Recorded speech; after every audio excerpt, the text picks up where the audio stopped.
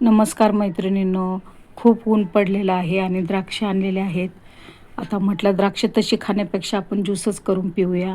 इथे द्राक्ष मोकळे करून घेतलेले आहेत, स्वच्छ धुवून घेतलेले आहेत. तर मिक्सरच्या भांड्यामध्ये आपण त्याला बारीक करून घेऊया.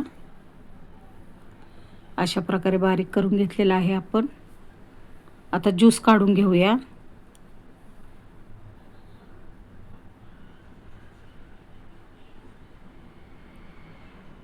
तर गाळून घेऊया आपण. सर्व माझ्या मैत्रिणींना गुढीपाडव्याच्या, नवीन वर्षाच्या खूप साऱ्या शुभेच्छा. अशा प्रकारे आपण ज्यूस काढून घेणार आहोत. तर हा चौथा आपण टाकून देऊया.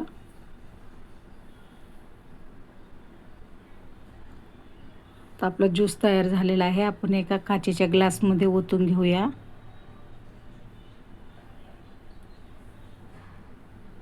अजिबात साखर टाकलेली नाही. आता इथे बर्फाचे 2-3 क्यूब टाकून देऊया, जेणेकरून आपलं द्राक्षरस खूप छान लागेल. थंडगार उन्हामध्ये असा सरबत पिणं खूप योग्य आहे. फ्रूट तर आपण खातोच, पण ज्यूस पण पिण्यासाठी खूप छान आहे.